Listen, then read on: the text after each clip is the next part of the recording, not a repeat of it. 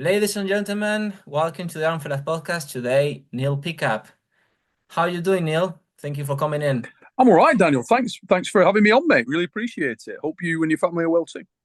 It's my pleasure, and to be honest, it's the very first time I think I'm wearing a tie for a podcast, and I might be setting a dangerous precedent because if in future I am not wearing one, people may think I'm disrespecting. But to be honest, guys, Ah, this is a very special occasion. Not every day someone can talk or have an interview with the real voice of arm wrestling, which is you, mate.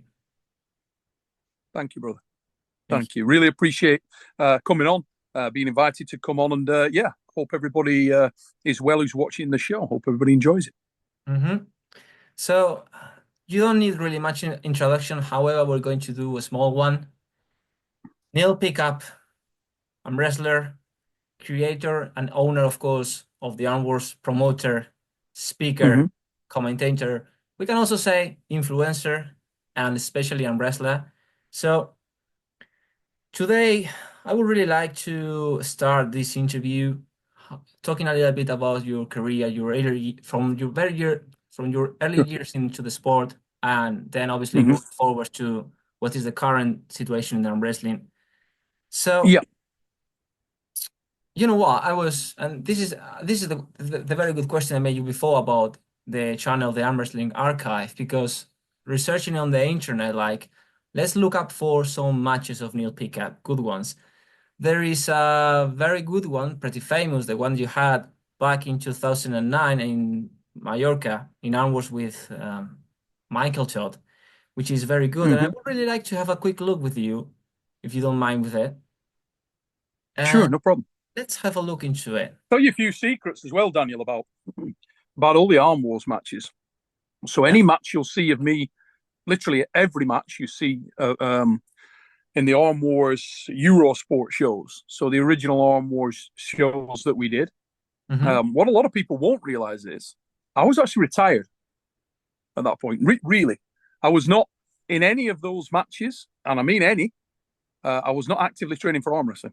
I know that sounds strange. That's the facts. No, I no, actually stopped training for arm wrestling in 2006. 2006. Um, yeah, that's when I really stopped dedicating on training for the sport of arm wrestling. Um, I suppose you could say if I had a, that's not fair to say 2006 really because I did do little bits at that time, but my focus was gone after 2006. And 2009, I really stopped doing any kind of training. Hmm. I just didn't do anymore. I did sporadic stuff like bench pressing now and again. So if the lads, I got my own gym. It's called the Freak Shop. We trained a lot of champions out of there, and it was hardcore arm wrestling gym. A lot of equipment in there, unique equipment, handles, pulley systems, racks, you name it. I never trained for arm wrestling specifically after 2009, and I didn't train hard for arm wrestling, i.e., like you're doing now, Yeah. go to make my optimum weight, go to train things hard like my hand and wrist, back pressure, pronation, things that I had trained. I stopped doing that after 2000. It was the World Championships 2006 was the last time I trained hard in the build up for the Worlds. And the reason for that was very simple. I'd promised my wife that I would do that. So I said to Alice, my wife, I said she wanted to have children. And she said, look, when we met, you said you wanted to have kids. And if you do, that's fine. But if you don't, and you were stringing me along, see you later. That was literally, the situation. So there was no contestation or discussion to be had, really. That was that. My intention had been to become world champion in 2006. I bit off more than I could chew. I ended up with a medal there. And it was difficult pill for me to swallow because the guy who knocked me out of that event was then banned for steroid abuse. That's happened a couple of times, actually, in my life. The WAF. A number of times that exact scenario has presented itself.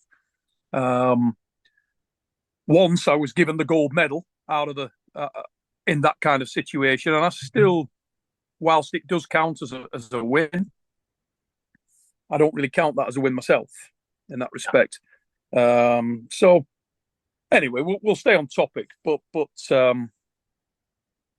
very interesting point that a lot of people ask me about the Arm Wars situation and the matches in there, and I don't think people realise that I'd already stopped really competing and focusing on arm wrestling. So whenever you see me in there, I'm around the 100 kilo mark, 95 to 100 kilos. I was never that big. When I was training for arm wrestling, I was 80 kilos or 85. My optimum weight is 85 kilos. That's where, whenever I'm strong, that's where I was. Yeah, I believe not big enough to be bigger than that.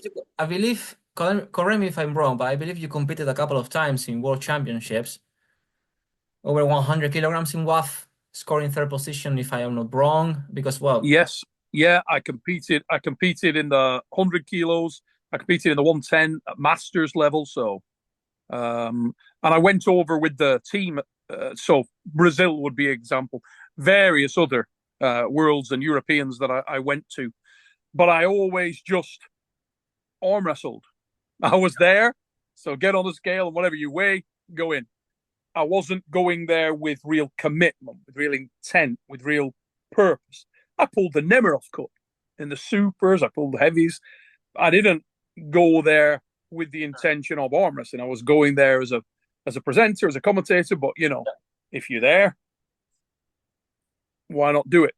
No, I mean, so that was my rationale.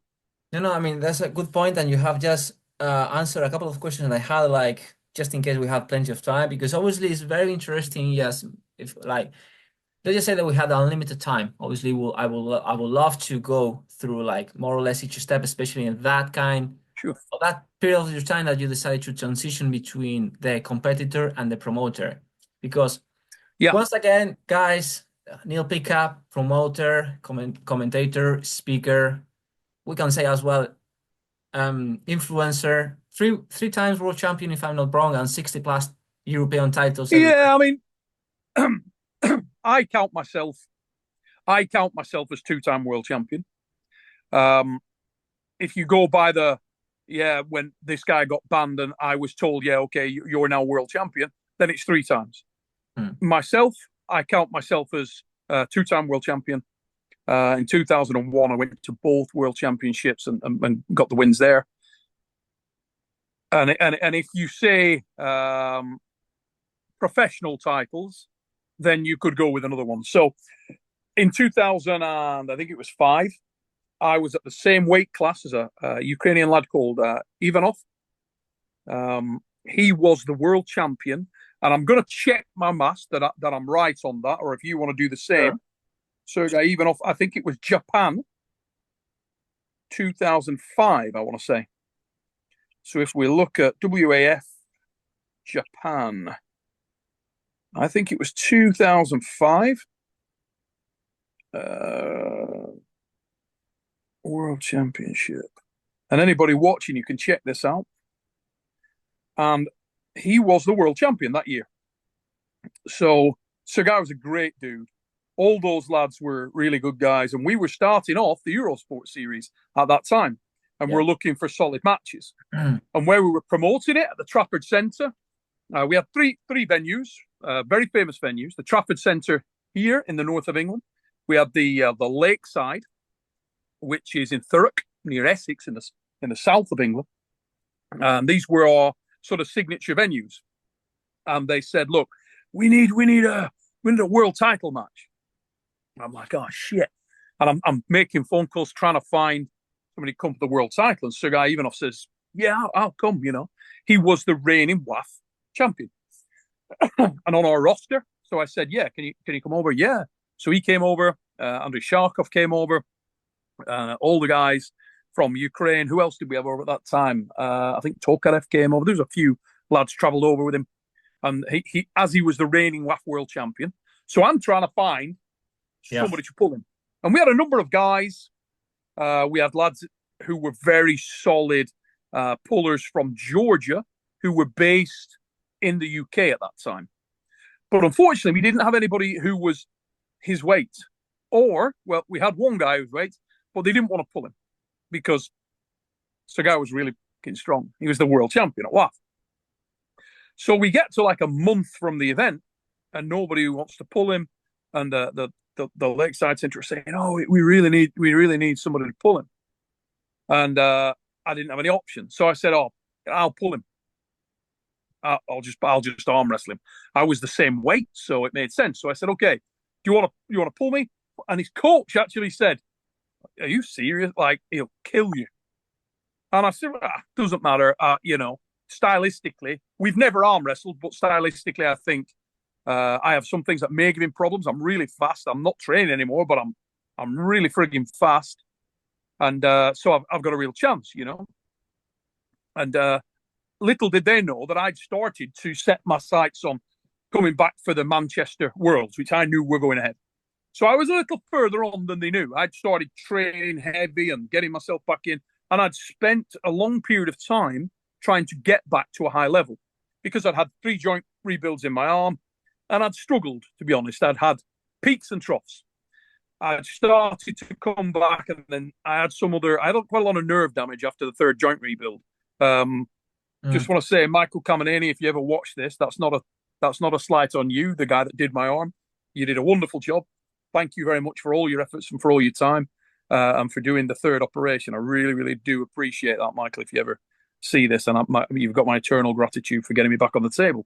But the truth is that I had a few setbacks in the recovery. Nothing to do with anybody but myself. Maybe I rushed it. Maybe I didn't do things correctly. But that year, in 2005, to the end of 2005, I was doing okay. I was getting strong. I always recorded all my lifts. Throughout my career, I kept a journal of them. I knew when I was strong. Yes. And I was strong. And so that's what put the thing in my mind. I actually thought I was going to lose, if I'm honest, because I wasn't in great shape and I hadn't been arm wrestling. I'd just been doing gym work, really. And yeah. But I said, fuck it, I'll pull you.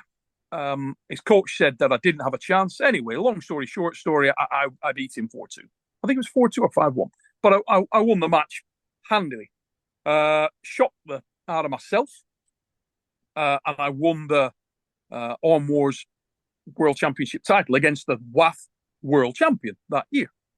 So you can count that as a world title if you're in the if East versus West Championships count, if WAL Championships count, which I believe they do, then that was a nice win to have against the reigning world champion.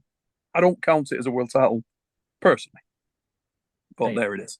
Has been cited. About that, you mentioned a very nice a curious topic, something I read on the internet. I believe that now that you mentioned about the reconstructions on your joints and so on, I believe that you off for 2 years due to an arm break. Is it true? Yes. My arm had a lot of injuries. It wasn't just a break. There was a fracture in the arm, but the most severe injuries. Breaks aren't actually that bad, Daniel. They're bad, and they can be very bad if you have an unusual break, if the bone splinters or there's some complication. For me personally, the issues that I had that were far, far more severe were ligament and tendon issues. So if tendons tear, or in my case, it's more than a rupture really, because in terms of the ligaments hold the bones together. For anybody who doesn't know, so tendons join muscles to bones, ligaments hold bones together. My tendon had ripped the bone out when it broke. That created significant complexity. And I had the same issue with a ligament in a different part of the arm, where the parent substrate, the bone, was still attached. Hence the issue. And in one of those, it had ruptured and frayed. So it couldn't be reattached or reused. So they had to do knotting, if you will, or twining, I don't know what you call it, but utilizing numerous cadaver ligaments. And that's actually where the nickname Supernatural came from. It had actually been my name was the UK Natural.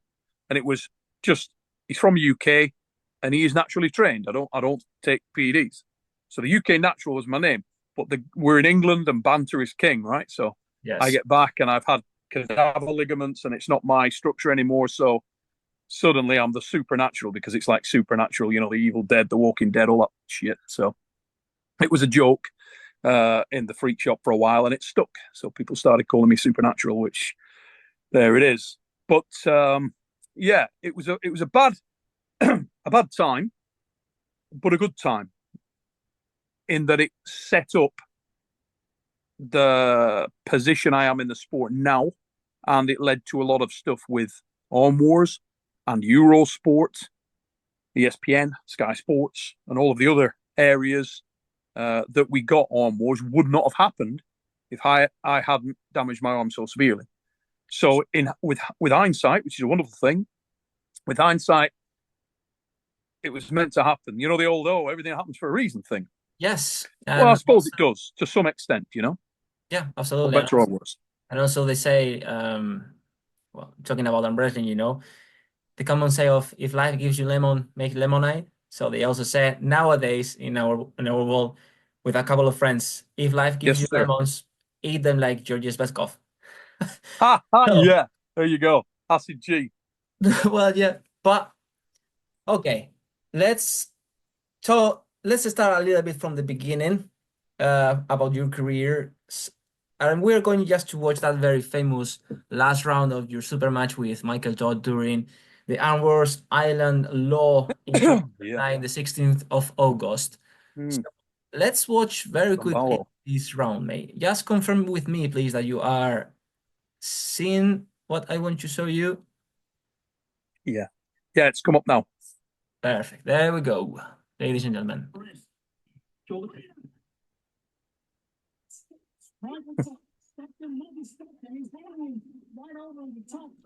bless Michael. Yes, I believe this is maybe in terms of the media, your most famous or more known on the internet super match. Ironically, yeah, had the eyeballs, and there's a couple of interesting things there. Not my good arm. Myself and Mike had competed a couple of times each that day. Michael had competed once. I'd competed twice. I pulled against a fellow called Ryan Clark, who was the US national champion that day. And I pulled against Nino Salvatore that day. So I pulled 2 matches. Those matches can be seen. I pulled those matches and I won comfortably. I was about 10 to 15 kilos lighter than Mike. But Mike had also pulled a guy called Martin Vodak. He's a very strong Czech Republic puller, long-rangey guy. And myself and Mike had met before. People think this is myself and Michael's first go-round. Not at all. And I'll tell you a story in a moment, which is... Go ahead. Is more entertaining than that. But on that day, how that came about, we were in a battleground format. So anybody who's familiar with Arm Wars will know the battleground. So I pulled Salvatore. We had 1 no-show at Arm Wars. A guy who I'm not going to promote because he was... Yeah. I'm not going to even mention his name, but he didn't show up for the second time. So I stepped in again for him in the heavyweight division. So I went into the battleground. I won. I went through. I faced Michael in the final. Okay. The result you can see there. Michael's arm broke in round 5, I believe it was. The elbow, and I knew that Michael's arm had broke. I knew his arm had busted. I was under I felt the structure of the man's arm. I'm going to be honest with you. Anybody but Michael Todd, possibly Devon, because he's nuts as well, and Yoshi Kanai. I don't think anybody else would have continued. I just don't think they would. Michael is a lot of things, but the guy doesn't have a backward step in him. No, in that match, exactly. I think it's in the previous round to that one that you said that you felt something in his elbows, and you said it several times. Actually, I wanted him to stop, mate. And what it doesn't show, that's the edited version. So Eurosport edited that. Michael was down in his corner, holding his arm, sweating, and not just because of he was in pain, And I knew that his arm was busted. So in the last round, I actually backed off. People might think I'm just saying this. I went very backwards. If you watch the angle, you'll clearly see in the earlier rounds, I went more through, particularly in the round where his arm damaged. Yeah. I went much more through. I jumped, caught his hand, and went through sideways.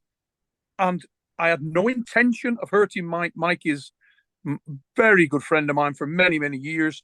But I felt something bust in his arm. And I thought, oh, shit. Something bust in your arm. And I said to him, dude, your fucking arm broke then. Yeah. I mean, it's literally Something here. hurt. I think you can see it. And then when we were setting up, Anyway. we went to set up. And we were in the setup.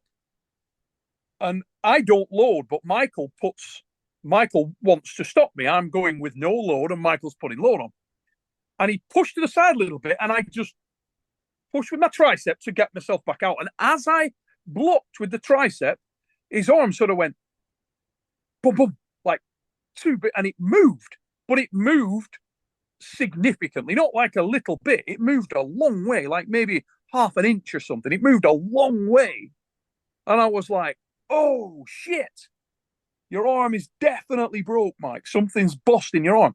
And I told the referee, I swear to God, I told the ref, I'm like, his arm is fucked. Yes. And Michael was pissed. He was thinking I'm trying to get out of the match. He said something to me like, are we going to do this thing or what? Like, and I'm like, mate, I'm not trying to swerve the match. Your arm is fucked. Something went in your arm. Yeah. Typical Michael. Michael's like, screw that, let's go. And I was it's hard. When I don't know what to say. It's a very difficult situation when, number one, it's your promotion, right? Yes. Michael's your heavyweight champion of the promotion. And most importantly, he's your friend. And I knew his arm's bust. So I'm trying to and he's very aggressive, very angry. I'm winning the match. He wants to win. Michael's an unbelievable competitor. And I get how it looks from his side. It looks like, oh, this guy's trying to screw me or something. And I was not doing that. I knew his arm was screwed.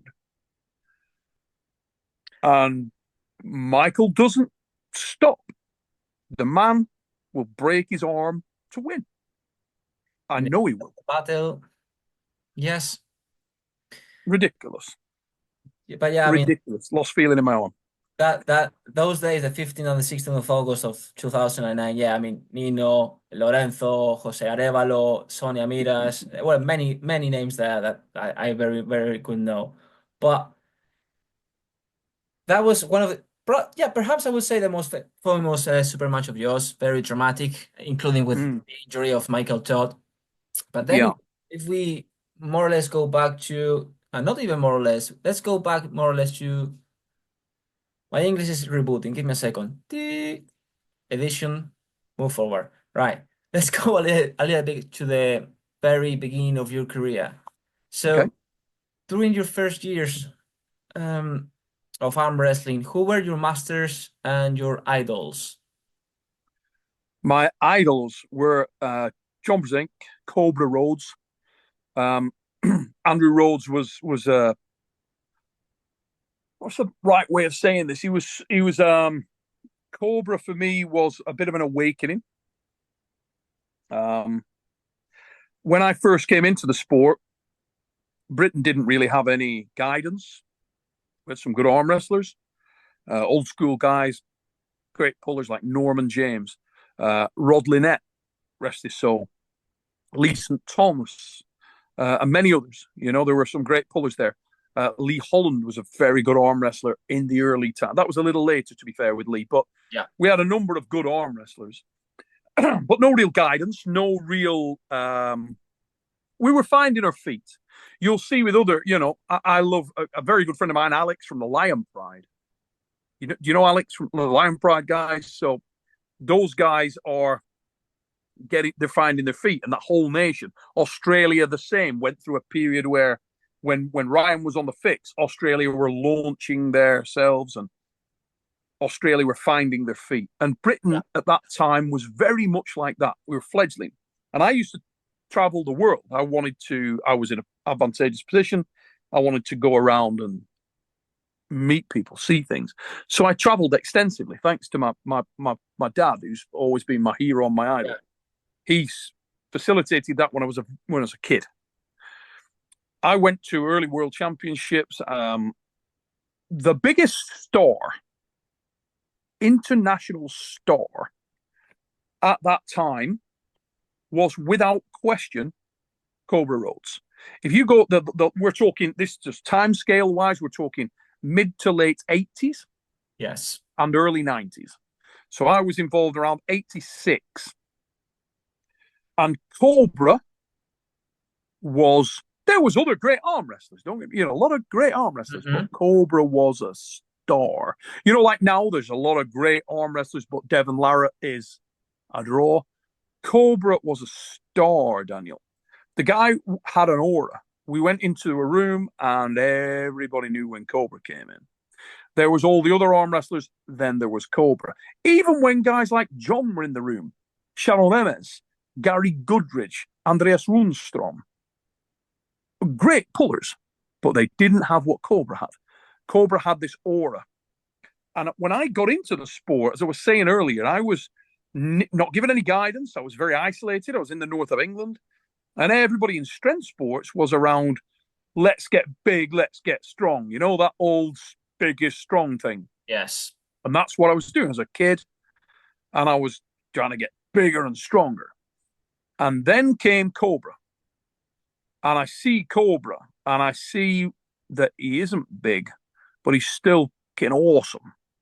And I see other guys at similar weight classes. Andreas Rundstrom, great puller at that time.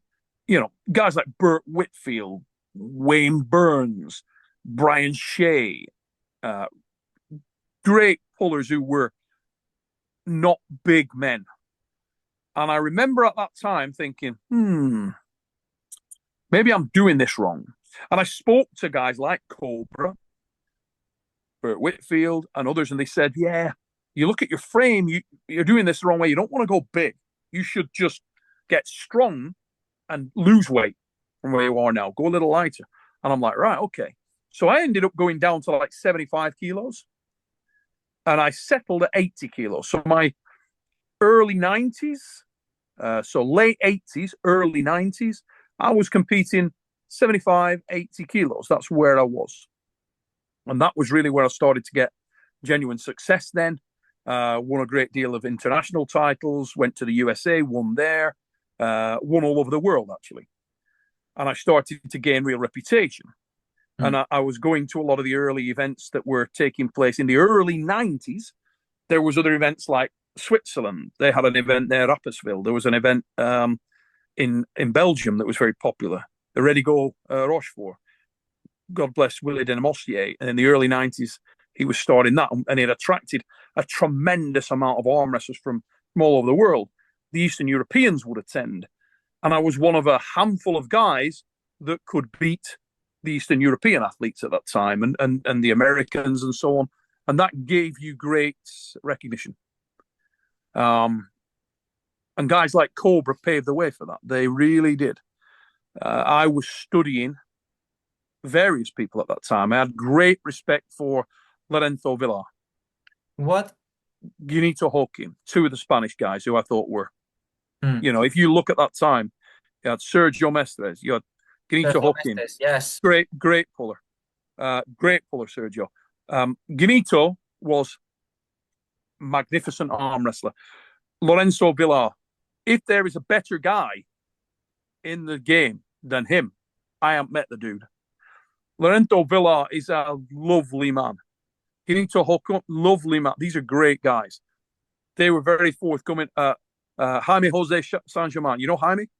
Jaime Urcaregui, of course, actually. Dude. Urcaregui, I was going to give you the Tretarchy of... yes. The Tretarchy of the Spanish arm wrestling. I mean, Joaquin Lasso, Quinito, Lorenzo Villar. And actually, Quinito, we call him the master of the masters because he was. And he is still teaching, competing, and so on. So yes, he's a legend, living legend. Gunito is iron, and nobody talks about him. The dude is mega. You know why nobody talks about him? Because it's something that I even explained to one of my friends. Like, well, nowadays we live in the world of internet, and if you don't have if you don't have social media, you're not famous on there. Sometimes it means that you don't exist. For example, but the Tetrarchy, Joaquín Hmm. Garrido Lasso, Lorenzo Villar, I mean Quinito, Lorenzo, and we can say as well Ivan Portela Yeah, and uh, uh, Jose Jaime Urcaregui. Those are the mate. four ones that the more or less from the Jaime beginning, is and then we have Sonia, Nino, and all the rest of the guys that they were paving in in Spain, yes. the road that the younger generations are walking in. Those men you mentioned in the first breath. So Ginito, Quinito, yeah, Lorenzo, Jaime. Those are the three rocks. Believe me. When in the early days, those were your guys, yes, and very different start. But I'll tell you how much respect I've got for those guys. I have I have my sons, right? If my sons ever want to arm wrestle, we're going to Spain, and I'm introducing them to those guys, and let them work with my sons because they are the nuts. And Lorenzo Villar at that time used to call me the talisman of the West because I could beat the Russians and I could beat the and he said this to me once at a competition. I just pulled with a Russian in the final and I came off. He says, "You are rare that you can beat Russians. You can beat the top Americans. You are the talisman of the West," and that stuck with me. yeah. Jose Jaime Urcaregui was the very first interview I ever had with anyone in terms of arm wrestling. It was in Mm-hmm. Instagram. I think I have it stored somewhere in one of my drives because it was the very first chat, and he told me about the anecdotes of going to John Bersenk's house, and uh, Yeah. he he was my very first interview chat, and he literally opened my mind to the world of arm wrestling, and from there I met all the rest of the guys. Like I started to Isn't hear he a about. great guy? Jaime Yes, is yes. amazing. I started to hear because I mean that's the point. If I was in Spain, if I started the sport living in Spain would be much easier. But as I started here in the UK, Mm. I all the information came differently. But I started with Urcaregui, and then from through Urcaregui, I heard about Portela. I heard about J Wolf. Well, Yeah. Javier Ortiz. I mean J Wolf. I think Do you? He won't have told you himself. Do you know how strong Jaime was? Pound for pound, how strong that kid was, tell me about mate. Jaime was unbelievably strong. Unbelievably strong. When he was 60 kilos, 65 kilos. Believe me, him and Lorenzo at 50 kilos. We're talking about a man who bested Engin Terzi at the time in the World Championships in yes. the 55s. Technical master, and still is. Man's a beast. And Jaime would regularly beat way bigger opponents, much, much, much bigger men. He was astronomically powerful hook puller. And I learned so much from him. I would speak with him. He was very open. And all those guys are definitely responsible for assisting me in my style and in my success. Without them, I wouldn't have won. You know, you don't get to a very high level without picking up that kind of knowledge. And the traveling and the openness of these guys, I'm greatly indebted to because they gave me insight into their style, and I could take a little of that and work with it and build it and develop it into my own thing. Um, Master arm wrestlers. Svetan Gashevsky is another. Pascal Girard as well. Pascal Girard is another. And I You believe know. now that we mentioned this name, Svetan Galcheski, Pascal Giraffe, and even Miriam and some others, Mm-hmm. I believe, correct me if I'm wrong, but you were once teammates during the late 90s during an event, something like Northern We we Armwrestling Federation. we I was very, very close friends, and still I'm very close friends with Pascal Girard, with Svetan Gashevsky. I was very close knit with Svetan. We would exchange technique. He would come to a lot of events. He came over to the UK. We met. I went over to Bulgaria. He's a magnificent arm wrestler, a true master.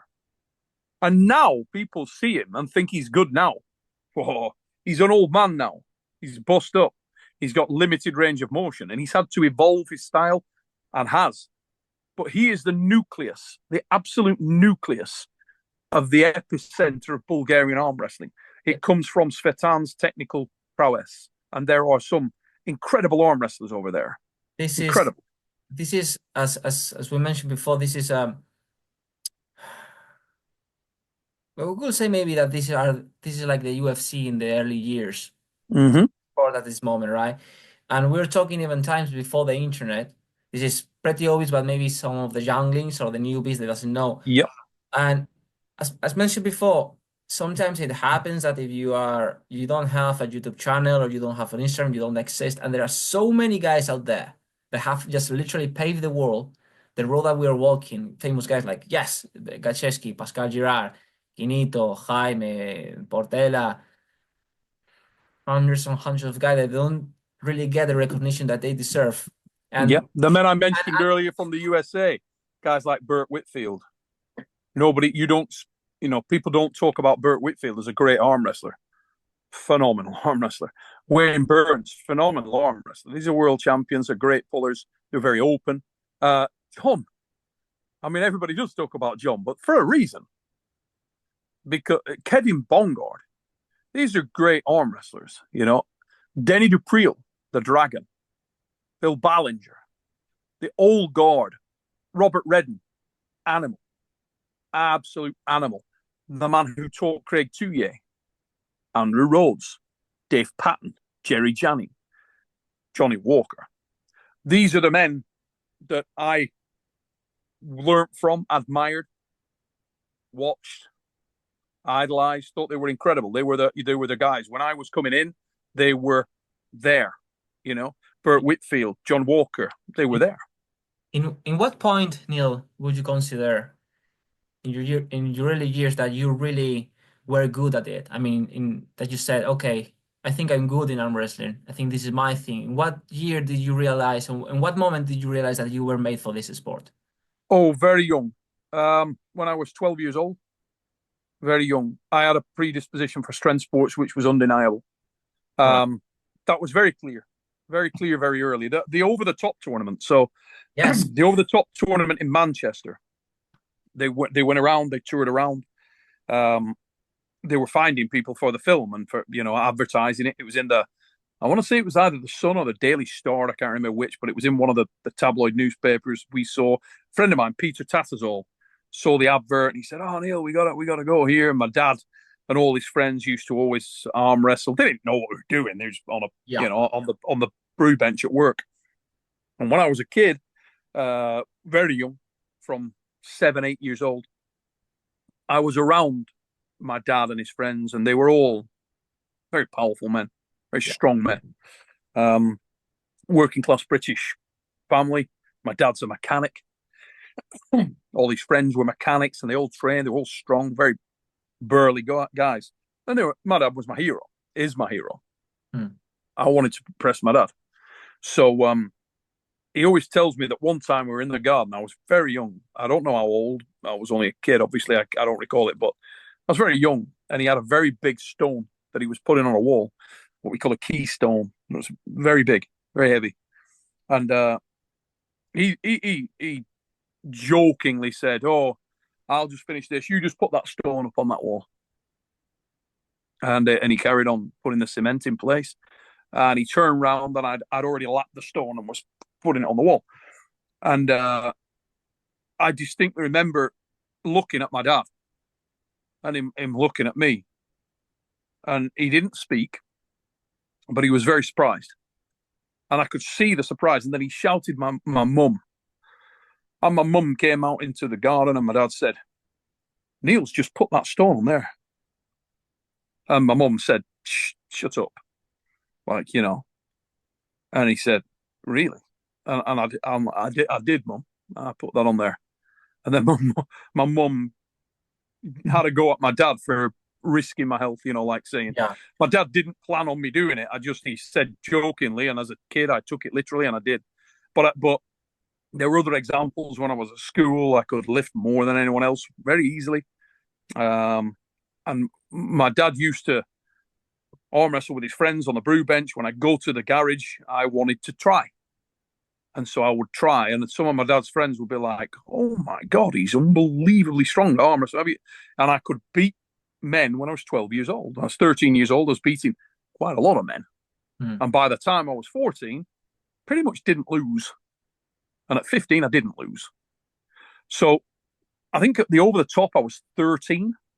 We went there. I did lose, but I got to the last day. I got to the last like 4 or 5, and they made a really big deal of me. They kept stopping the tournament and interviewing me and saying, "This kid's like 12 or 13 years old." They made a really big show of it, which all went over my head at the time. If anything, I was a bit pissed off, a bit disrespected. Yes. It's funny because there's a guy who we're still good friends to this day. His name is Ian Stones. So Ian Stones, you'll see Ian. Ian Two Big Stones. He's in the Arm War series. You'll see him on a lot of shows. So me and Ian have been friends for years. But we would have been friends for a lot longer if he'd met me that day. But me and Ian met years later when I was doing an event called the Iron On. And he remembered, I told him about the over the top, and he told me the same. And we recounted stories, and he suddenly went, "Holy shit, you're the kid, aren't you? You're the kid." And I went, he said, "They kept stopping and talking to you." And I said, "Yeah." And he's like, "Oh my God." He said, "I do remember." He said, "I remember your face now. They kept stopping because you kept winning matches and I was a child. So they were very surprised that I had the ability to beat," we're talking lightweight men, they're small men. And also, these aren't professional arm wrestlers. Nobody had a clue what we were doing. You know what I mean? We didn't have a clue what we were doing. And I was blisteringly quick, very, very fast. So I would just tight shoulder roll and dive on them. You know, it was the ring pads with a higher touch pad. Yeah. I would just, boom, just nail the guy. And they'd usually protest. One guy wanted to fight me. My dad nearly ended up getting a fight because some insecure guy wanted to punch me in the face. I was a kid. But it became like a bit of a party piece on the day. And you can imagine the impact that had on me as a kid. Yes. When I left there, I'd been in fight sports. My passion, my family had all been fighters, boxers. I was going down that route. My mum hated it. My mum she didn't come to any of my fights. She didn't like me boxing at all. My uncle Bill died of a brain aneurysm. Shouldn't really talk about that a great deal, but he did. He had a brain aneurysm, and as far as the family are concerned, that is linked to boxing. Yeah. My uncle Sam had died in similar circumstances. They relate it to boxing, of course. Whether or not it was, I don't know. Maybe it was, maybe it wasn't, but I don't know. But as far as they're concerned, it was. Yeah. So my mum didn't want me boxing. I loved combat sport. I loved the one-on-one intense nature of it. When I found arm wrestling, I felt similar. I felt the same, that adrenaline rush, that visceral nature, and I loved it. And the fact that they made such a big deal of me at that show, I think that was it. I think that was, and my dad gripped onto it with both hands. He was like, "Okay, this will stop him boxing. It will appease his mum. He still gets the rush that he gets in combat sport. Let's go." And the rest is history, mate. Here we are. Yes. And overall, I mean, yes, we could say that your titles are your biggest achievements, but yes, I mean, could you please tell me what you consider are your biggest achievements aside from your titles, which are, I mean, obviously there's nothing like, yeah, I'm a world champion and so on, but it doesn't have to be a world title. I would like to know what from your career as a puller, the match, for example, let's just say the match or the or 1, 2, 3 matches that you feel the most proud of. You said, "I gave everything and it was beautiful. I will always remember this." That I would really I would classify as achievement. I would say the biggest achievement or impact I've had on the sport of arm wrestling Impact, much better word, yeah, to describe it. would be, a couple of things really. I've managed to take men and women who love the sport to the top of the sport. to become world champions. Guys like my sister, Steve Rogers, and others that I've taken to very high levels. So I've worked with many guys, and I've loved seeing their success. There's something very rewarding in that, you know. In terms of other things, I think I was very, very proud of the growth and elevation of the sport through the Arm Wars Super Series. And if you were to underpin something, despite the fact there are about 4 people in the room that listened to me in Geneva, in 1992, I gave a presentation at the end of the World's Congress meeting. As I say, nobody stayed and listened. Everybody's already bored of the meeting and they wanted to go. But I rehearsed my ass off, and I was practicing. I've been in the sport since like 1980. I think my first Worlds was 87 or 88. And I was very of the feeling as a kid that arm wrestling was done wrong. That it was, at that time, you'd win and it would say, okay, number 2166 England winner. They didn't even say your name. You know, it was your number and where you're from. And I thought, God, that sucks.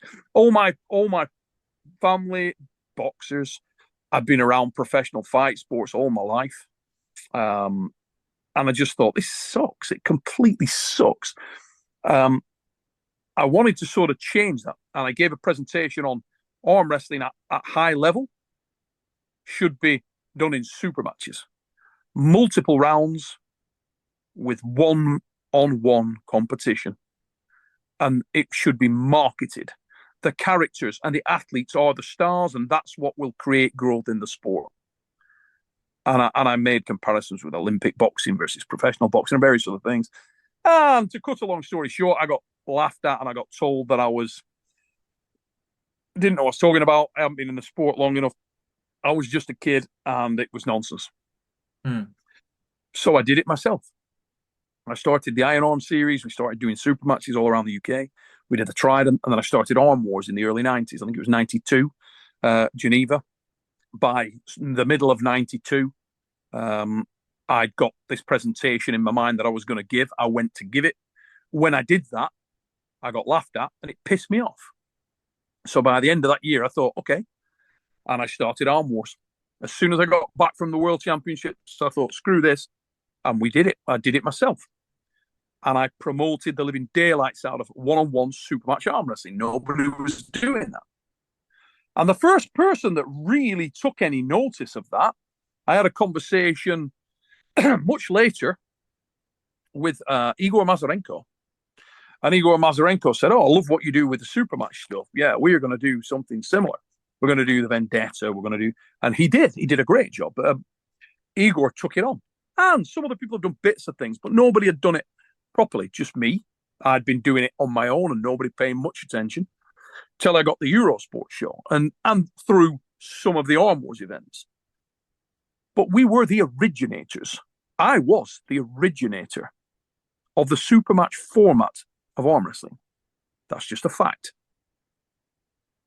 And I'm proud of that. Of course, I kept banging that drum hard and we pushed it hard. And when the Arm Wars started to gather momentum, people did notice, people did listen, and people did do it. And some of the old-time Americans would say, hey, back in the day, there was one match between this guy, and they pulled once, just one-on-one for money. And and I would say, and did it generate a lot of interest? And they said, yeah, hell yeah.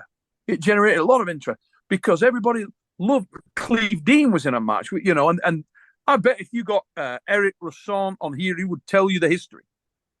But I knew at that point it will work because one match had been done, you know, and it did generate interest and people did give a shit. So I knew that it was true. Regardless of what the guys at the WAF were saying at that time and the guys in the governing bodies, I knew that it would work. And I thought the whole sport needs to go that way. That doesn't mean that you stop doing main draw arm wrestling, that you stop doing grassroots arm wrestling, WAF. I think they should be main draw. But when you get to the elite, when you get to the world level, the best in the world, it should be super match. Because you should know who those guys are. And Yes. here we are. It's impressive how everything changed and evolved from putting a lot of work and honesty into it. And yes, here we are, man. Wow. I was going to ask you one of the ones I know, but I think it's already answered. Like, do you have any remorse in your career? I think that no, it's everything achievements in terms of polling, of course. But I do, mate. talking, Yeah. I do have some regrets in my career. all right. Pulling multiple weight classes, pulling against super heavyweights a lot. Uh, And any, it's yeah, the right way of saying it. Macho arm wrestling. yeah, Arm macho wrestling wrestling, for, ego pulling, let's just say, yeah, ego yeah, pulling. Yeah, because I broke myself to pieces. Whether that was just because I was naturally trained and I didn't have the same recovery, or I really don't know. all right. But if I had my time over, I wouldn't have done so much of that, and I would have listened to my body when I was hurt. And Definitely, do yeah. you have do you have any, let's just say, any Everest you will have loved to climb? I mean, any opponent you say, I wish I could have defeated this guy, and I will still, because I know that somehow, at some point, because I hear you in the internet. I don't remember when, and if in Instagram, YouTube, or somewhere, but I Mm. hear you that you're still flirting with the idea of pulling again. So, from Yeah, your experience, do you have a guy in your list that you say, I could defeat this guy, or I really want to pull this guy because he's my latest, or my biggest ever, yeah. Probably like everyone else, John. John? I came close to getting pins on John a couple of times, and that was and John that I never did. John's just too good. Um, I would have loved to get a win on John. Um, not because I want to beat John. Weirdly, I kind of do, but don't. I love that John Brzenk is the best because who's better than John? Who fits that better than John? What a Is it great guy to have as the number one. You know, so what you? a unassuming, everyman, wonderful person to have as the Yes. best in our sport.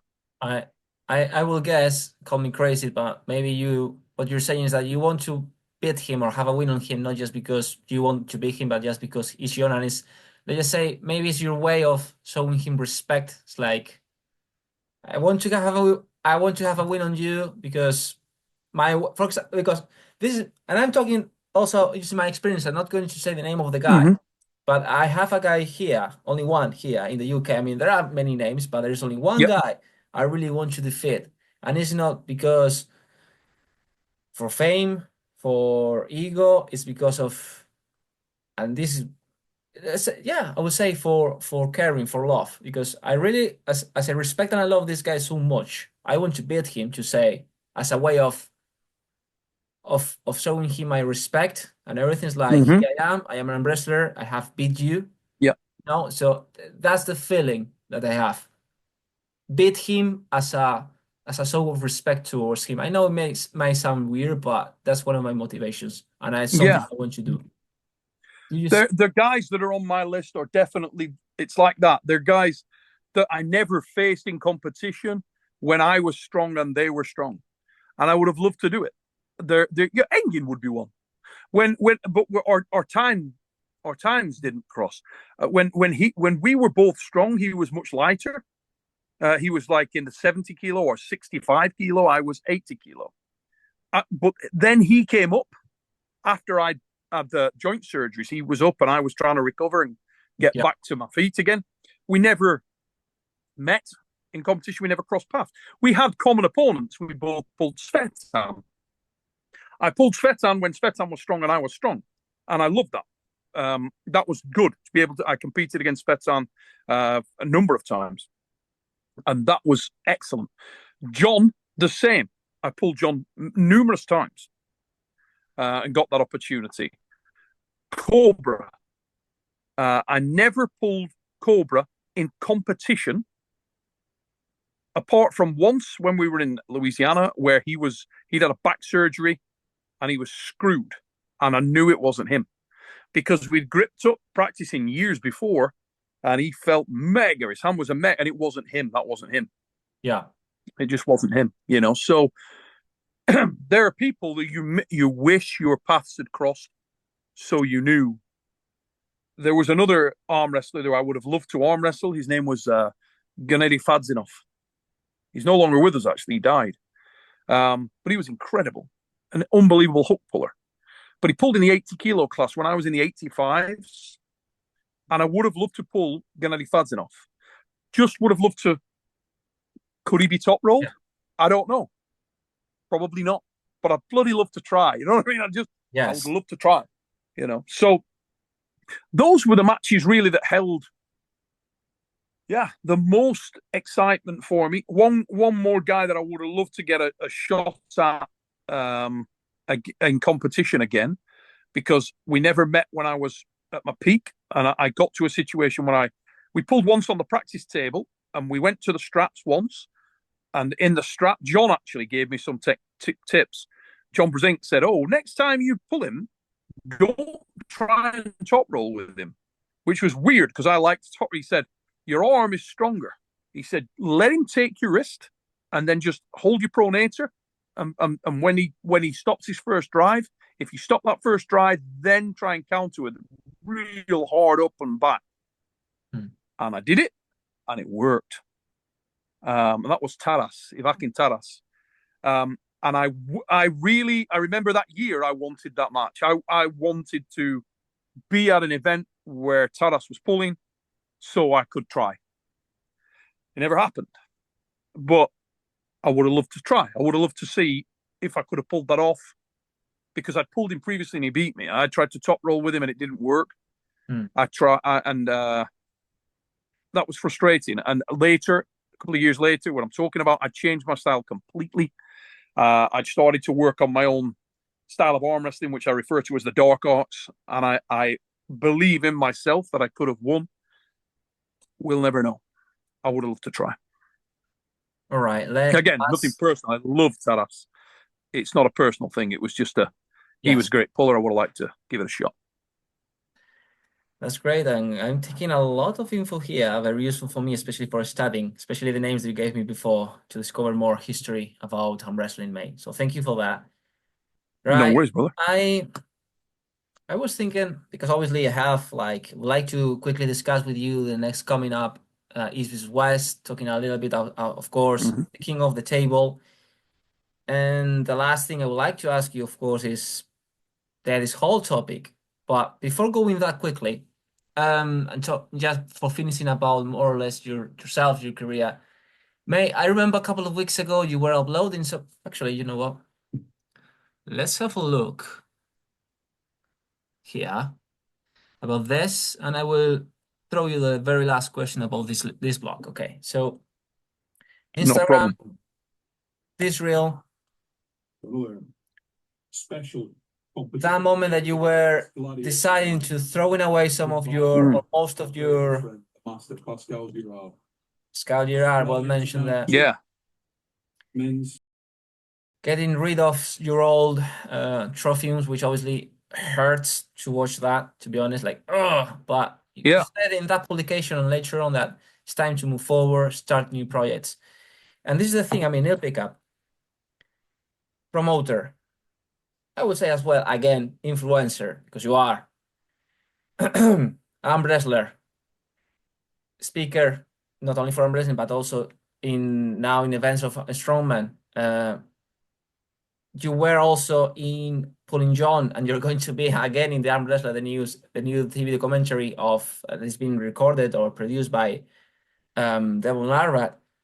So, having in consideration all of that you have done and what you are, what is possibly left for you to achieve, to do? I mean, from my point of view, it's like you have done everything, mate. What possible goals do you have now? Very easy. Continue the work that is not yet finished. This was always about one goal. I love arm wrestling. It's not about me. It's about arm wrestling. Arm wrestling is my sport. I love it. It's what I do. And the goal was always to make arm wrestling mainstream. It's always been that. It will always be that. it remains that I want, if when I finish this thing, you have a situation where arm wrestling is mainstream. People know. Oh, they don't say, "Oh, is arm wrestling a sport?" They say, "Yeah." Not only is arm wrestling a sport, they say, "Oh, we want to watch arm wrestling. We can go watch arm wrestling weekly on TV." Doing those are the things that I always wanted to do, and that is what when I feel like I can rest. If when my sons, if they have any children, they can look back and think, you know what, that's what my granddad did. He was an arm wrestler, and arm wrestling is now a thing. It's a big thing, and people, they can progress to be an arm wrestler. They can come out of school and be a professional arm wrestler. That's what I want. Yeah. Wow. Yeah. How far you think we are? I mean, from that goal. I mean, long way. Robert, Still a long way.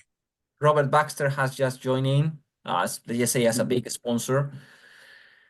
And now in the world of gossips, talks, people mentioning internet guys like Dana White and so on. Earlier on, I said that perhaps we are like the UFC in the early years of the sport, and the future is ahead of us. But now, definitely, this is not the same sport as it was when I started in 2020. No. It has changed by completely. Now we have monsters coming in, Eddie Hall, Brian Shaw. Well, Eddie Hall is different because you know this better than myself because, well, he said on the internet he's not interested into arm wrestling really, and he might not gym, but Brian Shaw looks like he's fully committed. You're more strongman guys like just to remember his name, I'm gonna check quickly on Instagram. Another famous, at least on Instagram, what I saw, a very famous strongman here in the UK is training now with the Swindon guys. His name is I think you know Lawrence Shockley. Yeah, he was in your program the other day, Lawrence Charley. Yeah, I met him I met him actually. I trained with him on Sunday with the Swindon Crusaders. Very nice guy. So it's like I can see the amount of attention that the sport is bringing in. So how far we are? Lawrence is not alone. There are Oh a no, number. no. Rob Frampton, who's been pulling more seriously than Lawrence for a while now. Obviously, Laws. We have many other strongmen that people don't know are training, without a doubt. When we go to the Giants Live, a number of the guys, I mean, I've spoken about him on various shows. Chek Sonu, Iron Bibi, beast. Iron Bibi is a beast. Iron Bibi, I actually put Iron Bibi in touch with Devon. So he went, when he was in Canada, he went over to the High Hookers Club. I said when he was living out there, he should contact them, and he did. He went there. I spoke to Devon. I said, "Oh, did he come?" He said, "Yeah, he came to the club when he was in Canada." I said, "Cool." I told him he should. I said, "How did he do?" He said, "Oh, he beat everybody in the club but me." First training he ever went to the High Hookers. Beat everybody but Devon. That's how good he is. And he doesn't train for arm wrestling. I showed him a bit on the breakfast bar and stuff. Showed him a bit over breakfast at Giants after he did a frigging 200 kilo plus log press the day before. I mean, man is strong as I can tell you. Huge. His thumb is like a Coke can. You grip him and it's like, oh my God. You know, Pavlo Koriaka, Hanson Pavlo, another guy that started training.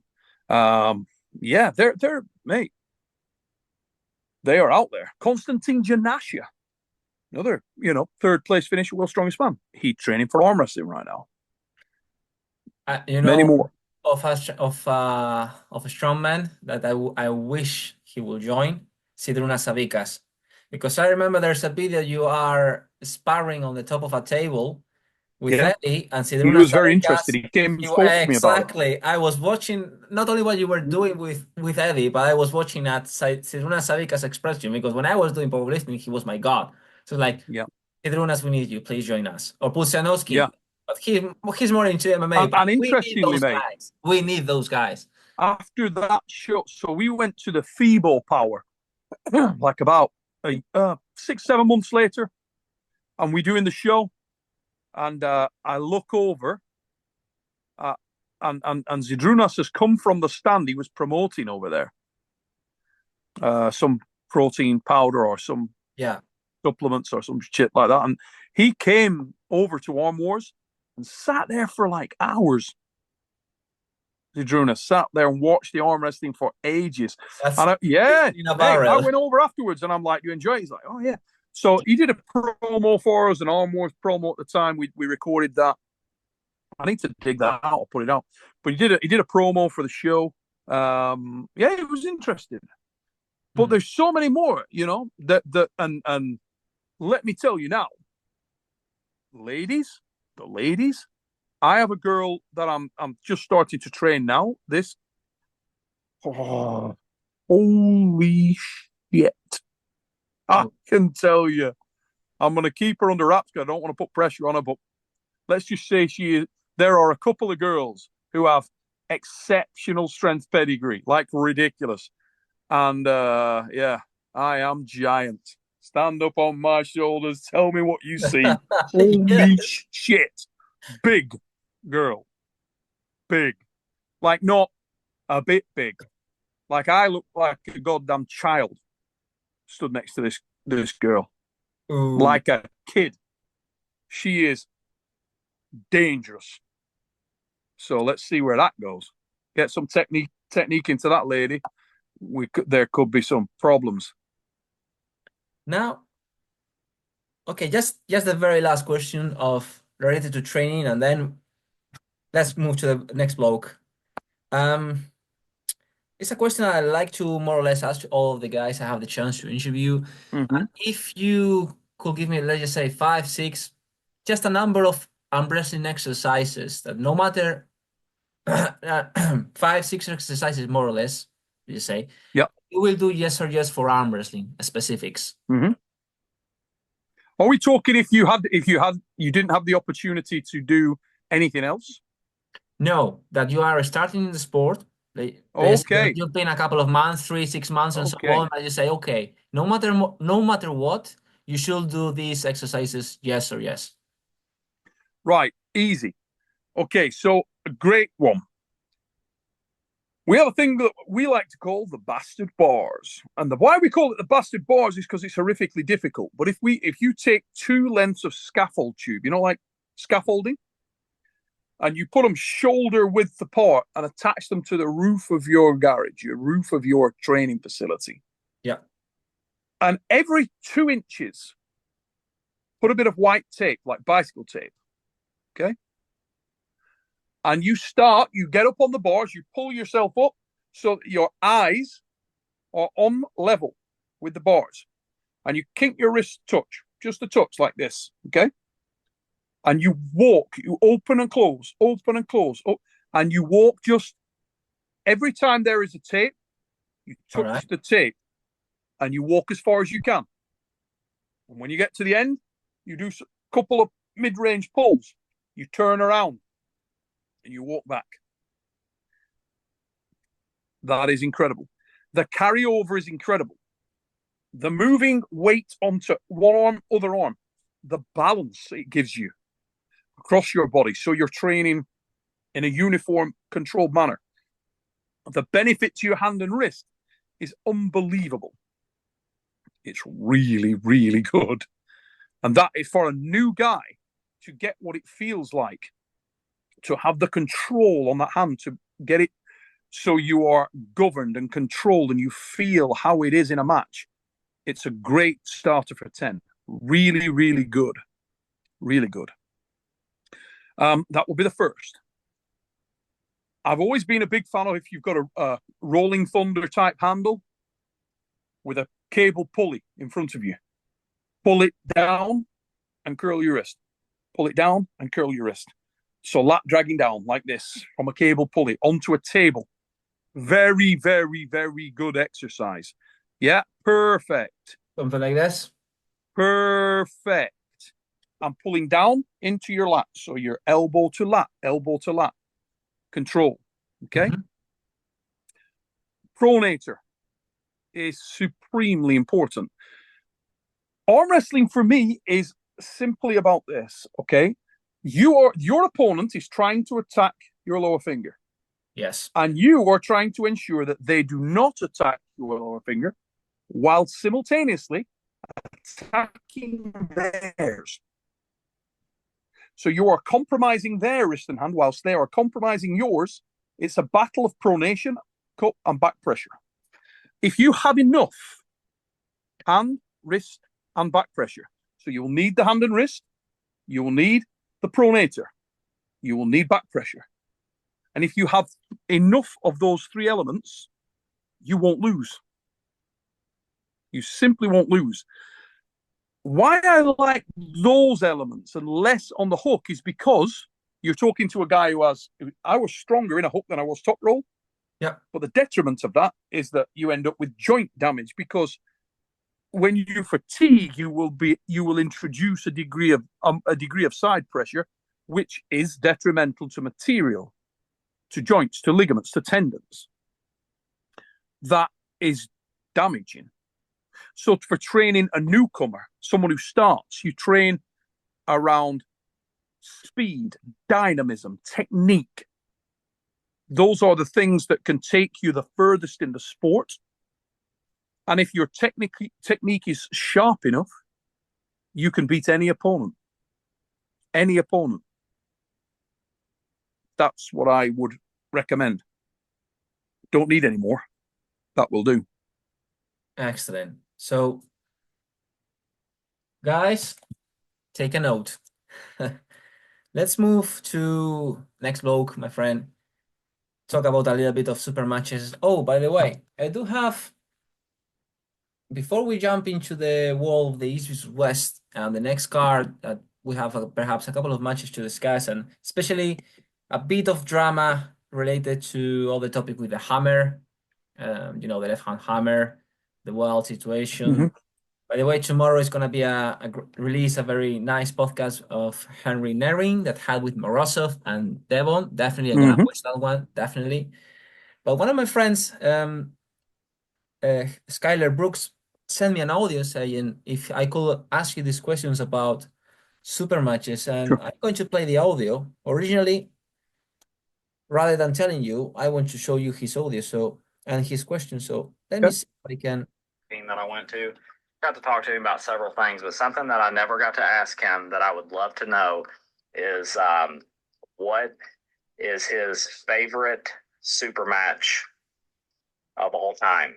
Not just a tournament pool or just one round or anything like that. I want to know what he thinks his best super match is of all time that he's ever seen.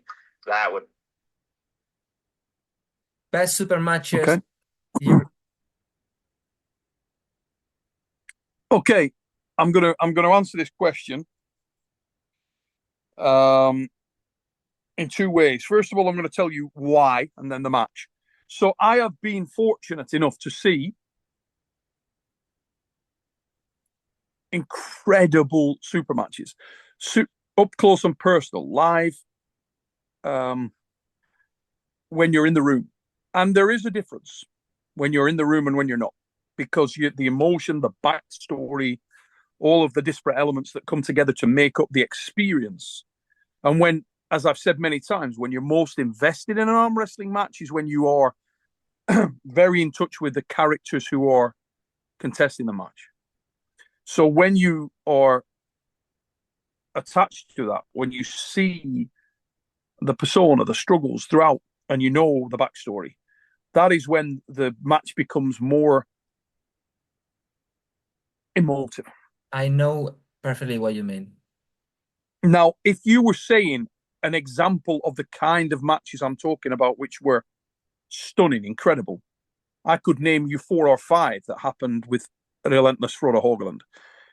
Most of his matches with Nanastad in the early days, his match with Martin Sanger on the left at FIBO, they all went to the absolute edge of existence. You've never seen anything like it.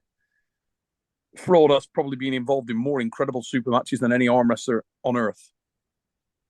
Ron Bath Yoshi Kanai was an incredible, truly incredible match. There's been certain rounds within matches that have been astonishing, where the guys may have not been the highest level, but they went to the edge. One that jumps out immediately is John Thompson and Kieran Morrison at the original Iron House. It was incredibly emotional, and it encapsulated a little of what I'm talking about. But when you take all of those factors into account, the match that stands out head and shoulders above any is, without question, No Limits and Monster Mike.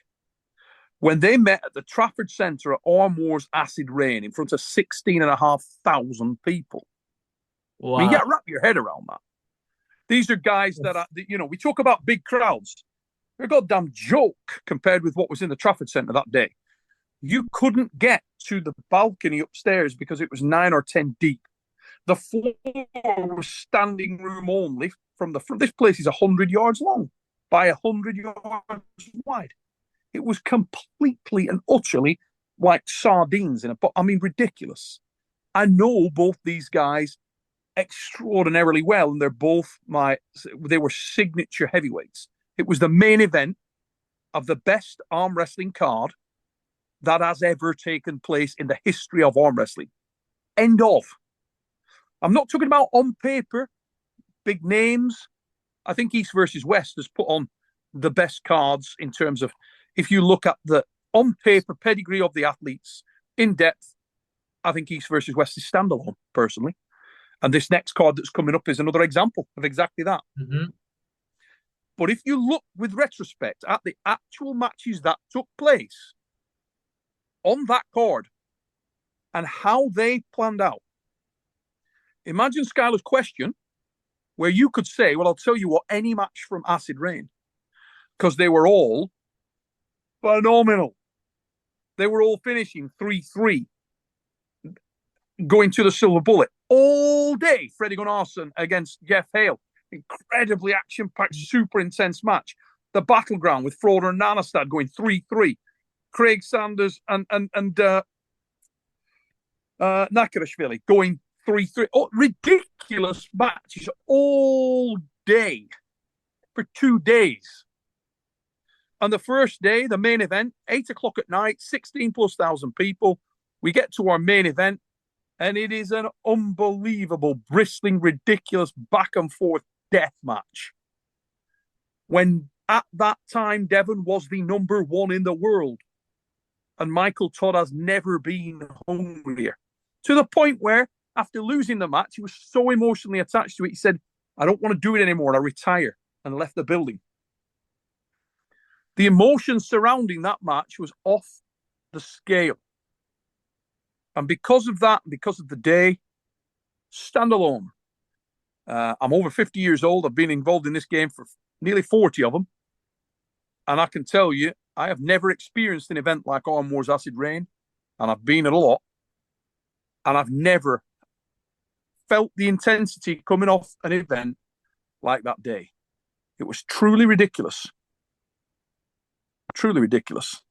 Monster Michael Todd, Devon Larratt, Acid Rain. Easy. Now that you mentioned the Arm Wars, I think there's coming in one in November.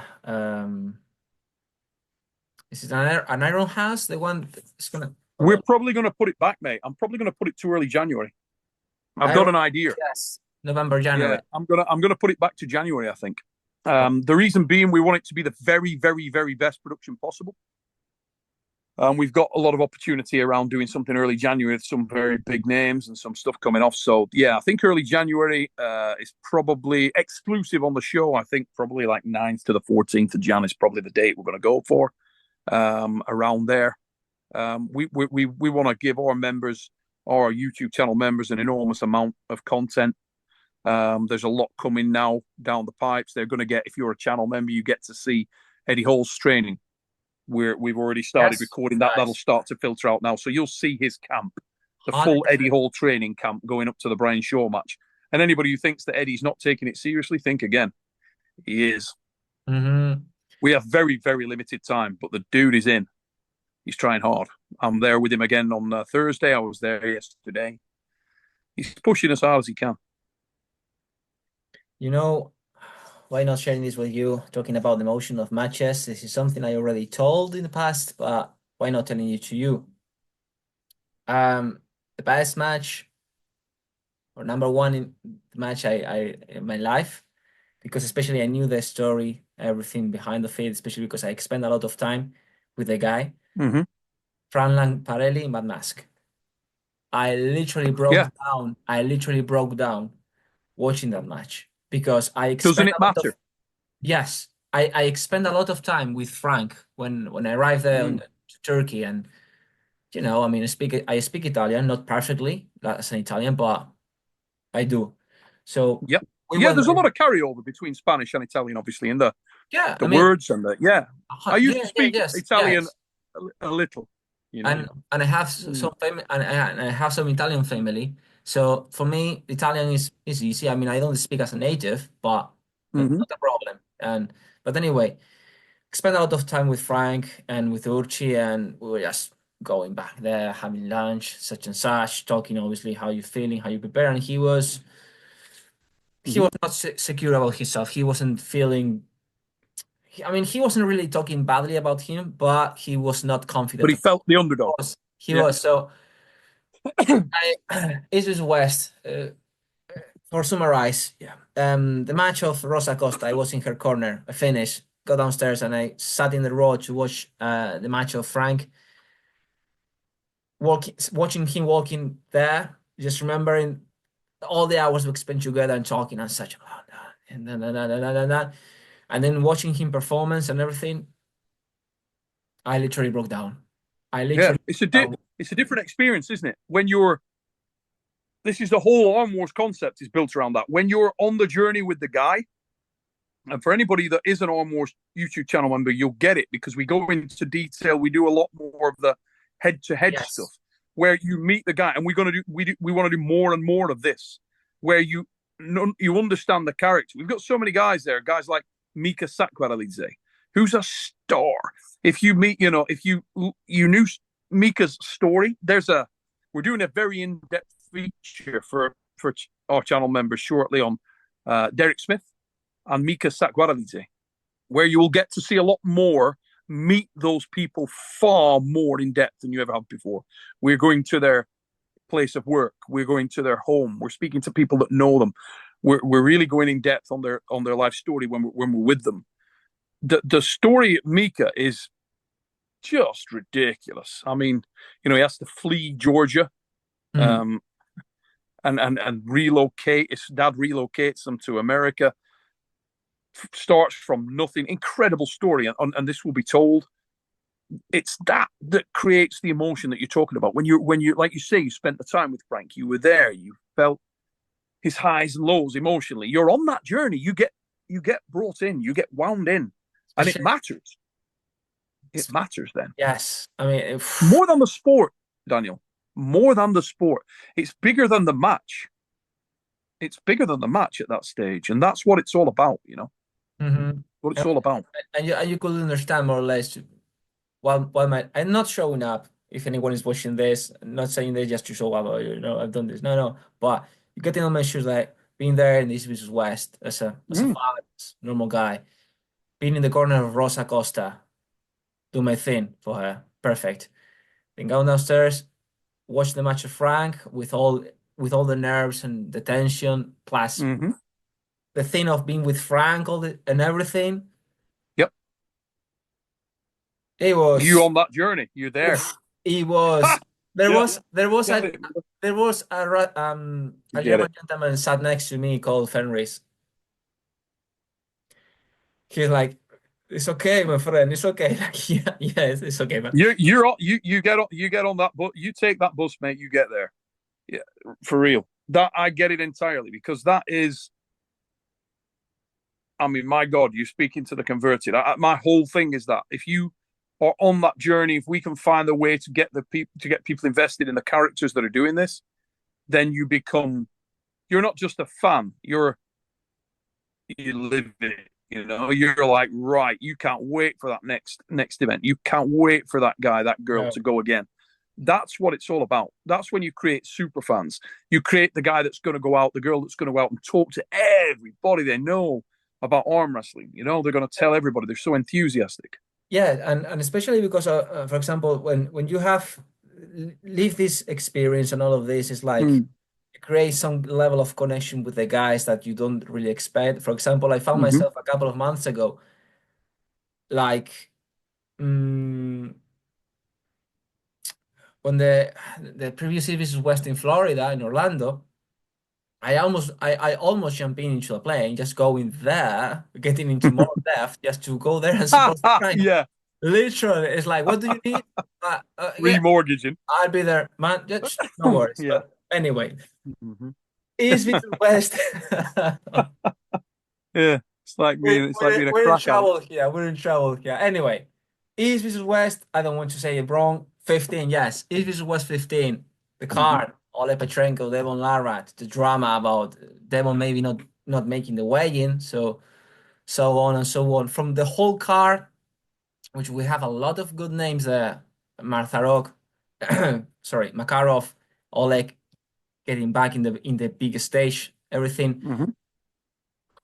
What are the matches or the match that you are most keen on? I love Ibrahim Sagov and Reno Misic. Reno Masic for me is I love Reno. I love Ibrahim. I think both guys are great, very warm, endearing characters, magnificent arm wrestlers, and very different people, but the same. I know that doesn't make sense, but they're both raw in very different ways. I love that match. I think it's going to be incredible. Hmm. Alishan and Matyushenko. Wow. Boof. Stupid match. I don't think that's going to be a barn burning entertainer. I think it's going to be gunfight at the OK Corral. Hmm. It's headshot dead, and I wouldn't be surprised if we see that go back and forth. But I think that's going to be very, very, for me, for an arm wrestling purist and a fan like myself, that's awesome. There are so many.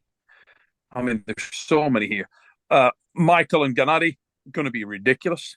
The emotion attached to that's going to be stupid. I think Yes. for all the Yes. reasons you said, Devon and Oleg, this is a very serious arm wrestling match. I think sometimes you see Devon, and we do see Devon doing what Devon is doing a service by putting himself in as many matches as he can to try to keep eyeballs on the sport and to keep that level of interest because the man brings 1 million followers.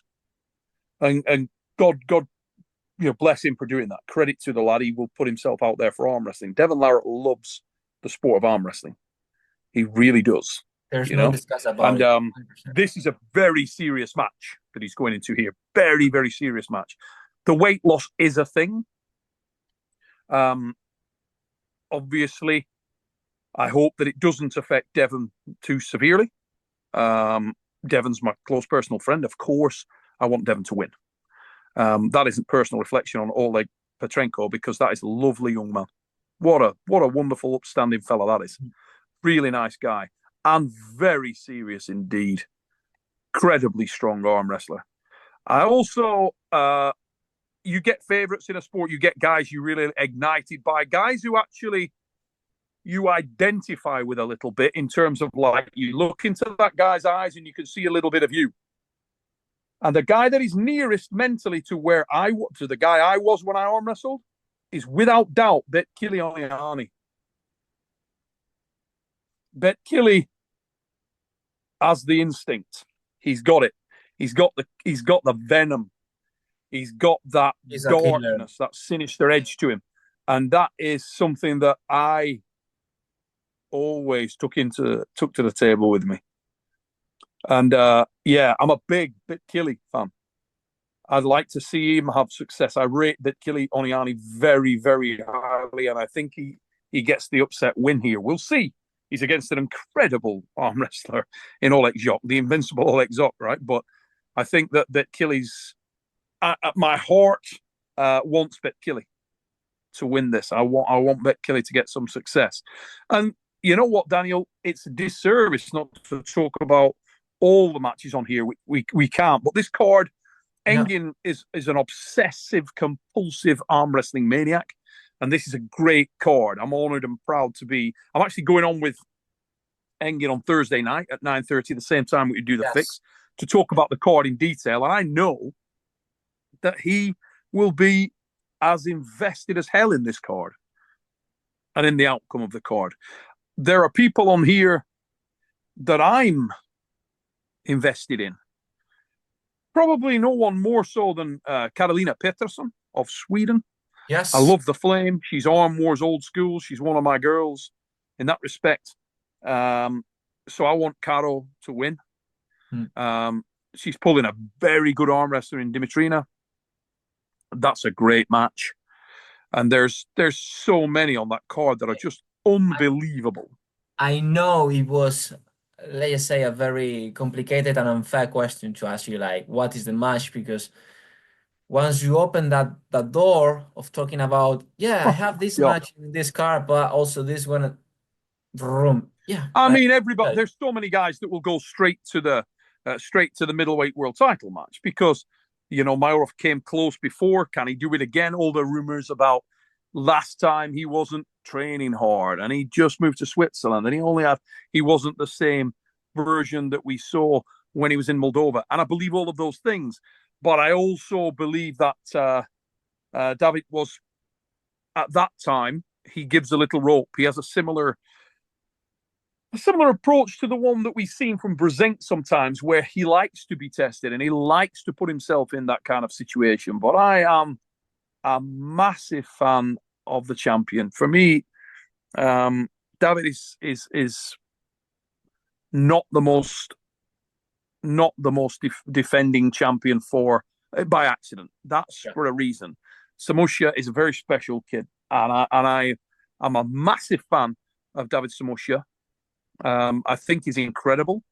I actually thought he was a slight underdog against Sasho, and when he won against Sasho, if ever you needed that definitive underlining of just how good that kid is, there you go.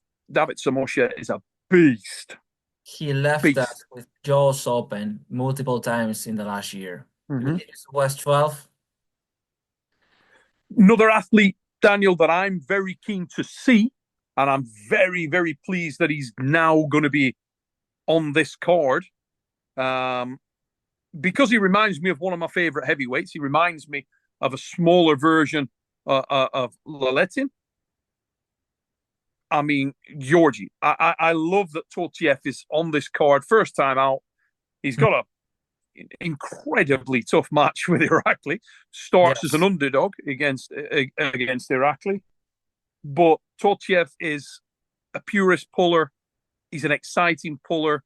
I love the whole look and demeanor about him. I love the glasses and the hyper cerebral look and the way that he pulls. And there's so much to like about Tortiev. I like that match a lot, and I'm interested to see if, because of the height, because of the style, he can give some problems to Irakli when a lot of people probably don't give him a hope in hell.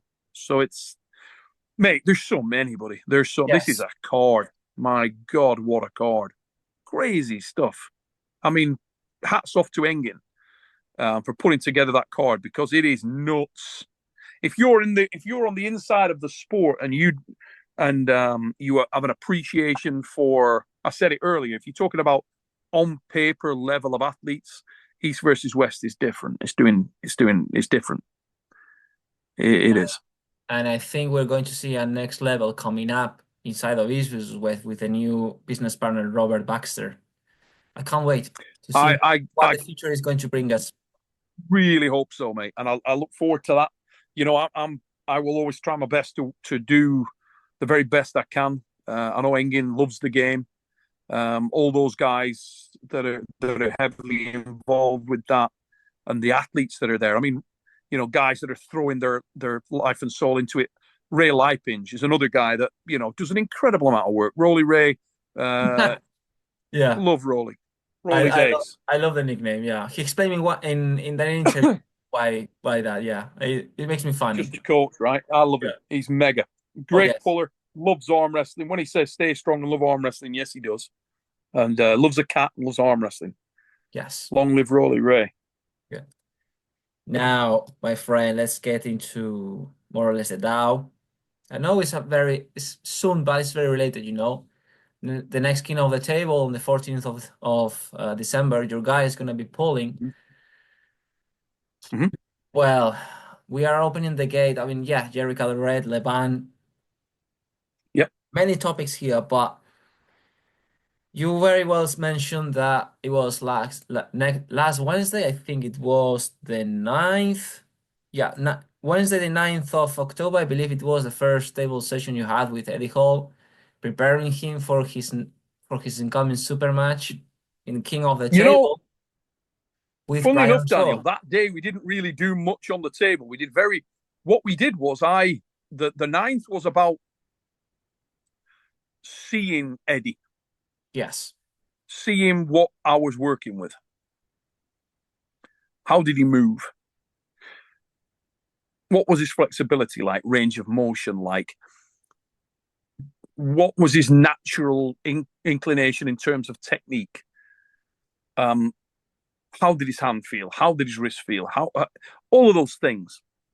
And it was really that. It was really for me to come away and think, okay, we got this amount of time. we got this is how he moves, this is where he's at, this is his restrictions through injury, through size, all those things, and then try to really get a more of a blueprint this week, which is what our channel members will see, was the first real day where training started properly. So Monday I was there and we did a bit. You know, we went harder on Eddie and we did a little bit on the table. That was the first day. Okay. We've got 7 weeks really, of which he's away for one and we're away for one. I might try and take Eddie to East versus West with me. Might try and get him over there so I can work with him while we're in Turkey a little bit. That would be awesome. Yeah. Awesome. Bring him in over. But yeah, I spoke to Ed about that the other day. Eddie's one of my friends outside of arm wrestling, just my friend. And I want to be upfront and straight with the guy as much as I can in terms of saying, look, you know, you don't have a lot of time, Ed. Right. I mean, you really don't. He's training for a fight now. Yeah. He's So I don't remember the name of the fighter, but yeah, he's preparing an MMA fight. Yeah, he's going to fight Pudzianowski. That's his target. Yeah, he wants to fight. He wants to fight Mariusz Pudzianowski. Wow. So that's the fight that they're trying to negotiate. He's in training for that. But you can imagine it gives us limited time. But one thing I'll say about Eddie Hall is, you know, people might think he's not taking it seriously. I can assure you he is. The dude is serious. When he takes anything on, he goes flat out. The issue that we've got is purely and simply, we've gone from a standing start and we've got 7 weeks. I mean, my God. Right. So and it's 7 weeks with maybe an hour one day and an hour another day. We can't push the guy hard because he's in a fight camp. And you would destroy him. If we go really hard, you're going to kill what you're trying to create. So I've got to make it we've got to simplify things as much as we can. And the guys who are channel members who watch this journey, you will see how we do that, how we're going to go about sort of cutting through the chaff to get to the wheat. And that's a very good point, and guys. We're going to try and specialize him. That's a very good point because, I mean, obviously everybody knows it, but just in case, in Eddie Hall's YouTube channel, actually, very quickly, very quickly. Here you have what was going on the other day on the training with Neil Pickup, what they were going through. So guys, just jump in and watch it if you haven't done it so. Because obviously after that, and knowing that Eddie Hall is going to jump in, all the discussion start. And I am the first one that loves conspiracy theories and reuniting with my friends, all of us with our green hoodies, talking in a corner, you know, what's going on and what is going to happen. Because, I mean, it's very easy to talk from the comfortability of my chair. I don't know what's going on. I don't know really the level of Eddie Hall, and clearly Brian Shaw is the favorite here because it's very little time to prepare for a super match against someone. Yeah, Brian's got an incredible head start, hasn't he? I mean, He's been training for over a year now. That's a lot of ground to make up when you've got 7 weeks, of which 2 aren't really are logistically challenging. It doesn't make life easy. But that is a challenge, isn't it? And you know what Eddie Hall loves, and you know what I love. So let's see what we can do. You know what I hope as well, Daniel? Yeah, go for it. There's part of me that hopes we can do enough. Don't get me wrong, we're going to try and beat Brian Shaw in December. If Brian's watching this, if any of Brian's followers are watching this, you tell Brian. You tell him. We're coming for you. Don't make any mistake about that. We're not coming to lie down, sacrificial lamb, any of that nonsense. Yes, we are up against it. Yes, you're right to believe you are the favourite. But we're going to try and take your head off on December the 14th by any means necessary. That's what's coming, so be ready. However, if we are unable to do that and we come up short, let's say that happened, I just hope that the Eddie Hall that I know, the Eddie Hall that we've seen do incredible things over his career, gets a little pissed off and thinks, okay, unfinished business there. And we go a little deeper. This isn't a one-time deal. And that he wants to set that record straight. Maybe with Brian, maybe not with Brian. But that is the win, lose, or draw. Win, lose, or draw. I would love that to happen. I would love that to happen. So we get an opportunity to do more and to work a bit harder and go a little deeper. Because is the ability there? Yes. Is the mental attitude there? Oh, yes. He's a warrior. Eddie's a warrior, and I'm just watching his channel in all these years and so on. He's not just coming to my mind. There was a saga of video, very funny ones, with a guy from, I don't remember the country, a fake guy called Khan Baba. Ah. Oh, you remember? Eddie loves Khan Baba. Yeah. He loves this funny. Oh, Eddie Hall was getting into it and doing all this video. Yeah. He's Pakistan's strongest man. Yeah. It's amazing, isn't he? He's brilliant. But the point is absolute class. How Eddie got into it, follow it, and doing all those videos destroying him. But the point is, yes, Brian Shaw, Eddie Hall, two famous guys. Yeah, taking the ice into the sport. Yeah, Arm wrestling. People as we mentioned, people thinking that he's going to that Eddie looks like the sacrificial lamb for the sport. He's making a favor for Brian Shaw to pull all these opinions. But yes, I do think that obviously it's a very little amount of time to prepare for Brian, but we will see. I don't think that Eddie Hall is a joke at all. But I am in the same point as you, mate. If it happens that Eddie loses and he gets that fire, that ignition on him, how cool would that be? That would be interesting. Yes. And then we go, let's say in this camp, in the limited time that I have with him. And the thing is, you see it now because Eddie wants more. Eddie wants us to have more time, for sure. When I'm going, he's looking through the diary, he's saying, maybe I can get you in, maybe we can do some there, but oh God, I've got to be there, I've got to go here, he's bounced all over the world. He's just had a new baby. His baby was born like 2 weeks ago, his little daughter. The man is crazy. He's filming as well. It's ridiculous, the amount of stuff that he's got on. But the interesting thing is that he's trying to fit in additional bits of training. He's messaging me, trying to, am I doing this right? He's going for it the best he can. We're just appreciative that it's a criminally small amount of time to catch up, to play catch up when you've got, an hour once, maybe twice a week. It's hard. Sorry, honestly, Neil, I mean, we saw videos of, he was training with you like 4 years ago during the World times, and he was preparing for Robinson Jr. Yeah, we did an hour. About 4 years ago, we did 1 hour. And also, during that time, you mentioned it, in Ireland competition with Glenn Ross as well, and things like and matches. Now that was way So before. that Way was way before. before. So That was when Eddie was a young man. Yeah. he had after that no more no more contact with arm wrestling, nothing at all. Nothing. Nothing. At a Giants Live, the Giants Live where you will see Saviscus in the background.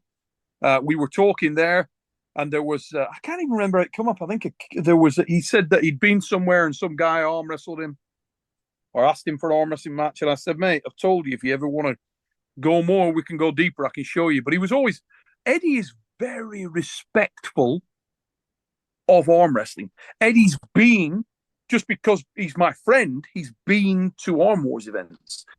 He came to the Arm Wars event in London at the Excel. He watched, Jeff Hale. He watched Tom.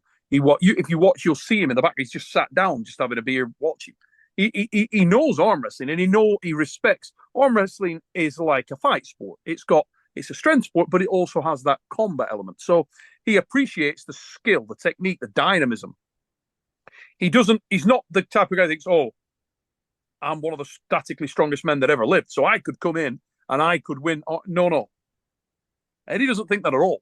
Oh, yeah. Eddie knows that Tom Holland could beat Eddie comfortably. Tom Holland is very aware that if he went and tried to pick up Eddie's warm-up weight on the deadlift bar, it'd snap him in half. Exactly. The other day when we're at Eddie's house, he's throwing around 80-kilo dumbbells.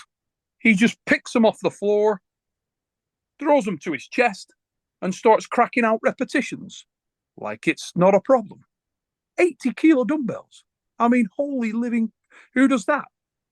The guy's a weirdo. He's a titan, as is Brian Shaw. It's great to have these guys involved. I just wish I had longer. I know what I could do with Eddie if I had longer. Not everything in life's exactly how you want it to be. So we're going to go balls out. We're going to try and work as hard as we can in camp. We'll get as much time with Eddie on the table as we possibly can. And we'll show up in Vegas or wherever we end up on the 14th of December and try and respectfully beat the shit out of Brian Shaw. We will see what happens, and I really hope that I don't really care about the outcome of the match itself between Brian and Eddie. Don't get me wrong, because what I'm really more thinking about is like what is going to happen afterwards in terms of Brian's future and Eddie Hall's future, especially if it's a weird one, isn't it? If we just jump a little bit. Daniel, people will be thinking, right? So there's a school of thought, and you're thinking, well, a lot of people will be like, oh, I want Brian Shaw to win because Brian Shaw's committing to arm wrestling. I want Eddie Hall to go crazy with arm wrestling and fully commit to it. That's what I want. Of course. So the people that are backing, of course they want that. They want Brian to go nuts and get in and realize his potential. You know what? I do too. And I'm training the guy that's going to try and kick his ass. Yeah. And I don't want Brian to lose interest.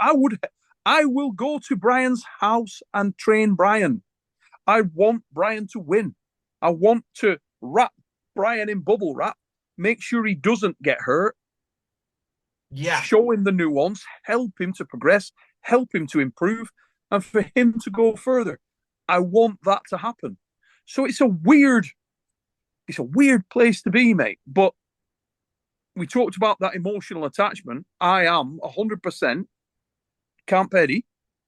Eddie's my friend. Yeah. And that's what we're going to do. We're going to try and win that match. A bit far away, but I can't wait. And yes, guys, if you're not subscribed to the Arm Wars to watch the special exclusive content of the training, please do so, guys, because I'm gonna be watching in the shadows, Neil. And before we wrap up, because we really had a lot of good time, and believe Holy me, shit, yeah, I need to get off you. Yeah, I left aside most of the questions. We need to do it again, Daniel. We could have gone on, mate. We need to do it again. Yeah, of course, 100%. But two things, because you mentioned you asked the Iron how that you're going to move it to January, dude. have a word with Eddie Hall, right? And give me a spot because I'm more than happy. I'm more than happy to have a pool with this guy, Cam Baba, if you organize it. Yeah, Cam Barber, what a guy. Eddie's my done God. more stuff with him than I'll tell you what a guy. So Funny as hell, amazing. to wrap up, I will just do just to finalize. I will do a small tradition I do with everyone that started with the great Mindaugas Dulskas, and I'm going to do the honor lift for you. Then I will say goodbye, and then before we finish, I will throw to you off the camera, guys. This is premium. The very last question, something very briefly, but I want to do it off the camera. So let's go with the honor lift for you, buddy. It's not No going to be a problem, mate. max rep. No way. I don't want to get hurt so close to the nationals. Right. Oh, that's very important. I cannot do it without my handle. That helps. That helps. You see? Right. Attacking the fingers. Mm-hmm. Yes, mate. There it is. Okay. There it is. That's it. Big shape, buddy. That's it. Devil Not long now. Not long now for your nationals. What are you? 4 weeks out, something like that. End of No, November. my friend, it's actually the 2nd of November. 2nd. Oof. So yeah, That's a I'm gonna big miss day the right there. US, but Yep. it's gonna be worth it because I'm going fully prepared. And guess who's helping me with the training? Don't tell me it's Lorenzo or Ganito. No, Kinito was involved with my training because remember he came last year for the nationals. He was having a look and Listen, if you've got Jaime, you've got Ganito, you've got Lorenzo, you got any of those guys, I have. you're good. I mean, yeah. Oh my God, we're gonna be another hour here. No, I'm gonna be very brief, right? Very briefly. I am the outcome, obviously, of many pullers. Okay, so let's wrap up because, man, thank you so much for coming here. It was great pleasure, Appreciate it. and I wish we could have more time to break down a little bit more because you have tons of anecdotes to tell, and especially for the very early years, anecdotes, for example, that competition of 1997 in Folkestone and so on. So it's like many things to talk about, to discuss, but maybe for another day. So again, thank you for coming in. Mate, thanks for the invite. Appreciate it, Daniel. It's my honor, Neil. Thank you. Not sure if you remember, but the first time we met each other, it was in that Arm Wars you did in Birmingham during the reality check. Yeah, exactly. In 2021. I do remember it was incredible that day. And Eddie Hall was there as well. Yes, he was. Yeah. And we snook in the backstage and we caused a lot of trouble.